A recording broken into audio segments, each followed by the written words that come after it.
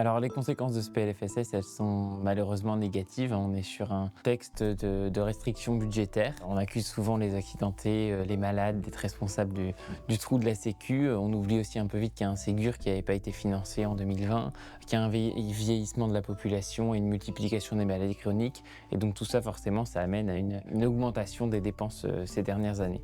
Alors sur ce PLFSS en particulier, il y a plusieurs mesures qui, à la FNAC, nous inquiètent particulièrement. La première, c'est la limitation légale de la durée des arrêts de travail.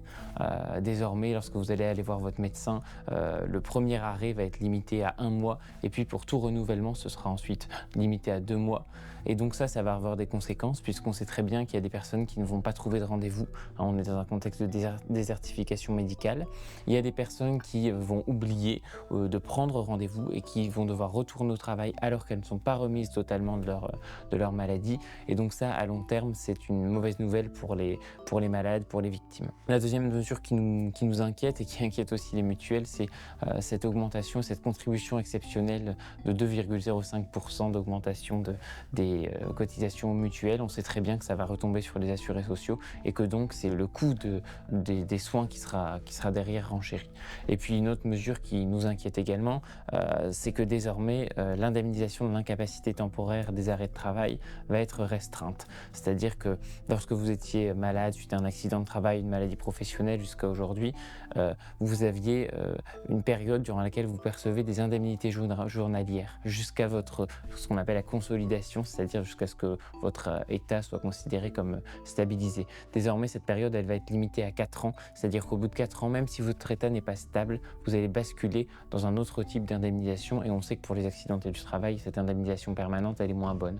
Et puis, il y a quelques mesures positives malgré tout. Je pense à la mise en pause, entre guillemets, de la réforme des retraites et puis également le fait que les franchises médicales ne soient finalement pas augmentées, les minima sociaux ne soient pas gelés. Donc ça, c'est quand même des mesures dont on se satisfait.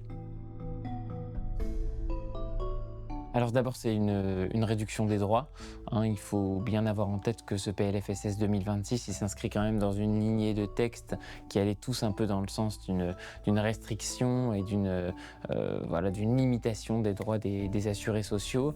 On a eu la réforme des indemnités journalières l'année dernière. On a déjà eu un doublement des franchises médicales, des participations forfaitaires.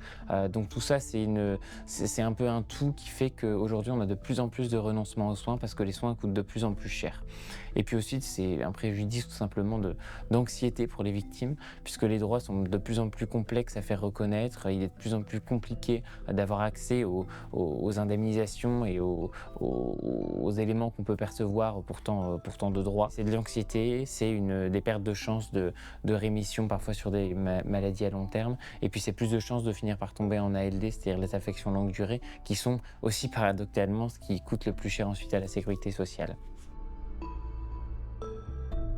Alors, on mène plusieurs types d'actions. Donc, la FNAC, nous, on est présent, on a un réseau qui est présent partout en France métropolitaine. Le but, c'est d'accompagner les personnes, les malades, les victimes d'accidents du travail, de maladies professionnelles ou autres, dans leur parcours. Donc, on fait un accompagnement juridique, administratif, afin que les personnes soient épaulées dans leur démarche pas à pas. Et puis, au-delà de cette échelle un peu micro, on mène également un plaidoyer à l'échelle nationale. Donc, on est présent auprès des ministères, auprès des parlementaires, on mène des actions avec d'autres grandes associations liées au handicap, à l'emploi, à la santé, pour défendre les droits des assurés sociaux, des victimes, des travailleurs, etc.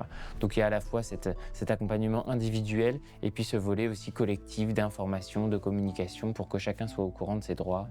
Et on est pour tout ça épaulé par un formidable réseau d'antennes locales qui permettent justement de relayer tout ce plaidoyer et d'agir au plus près pour nos adhérents.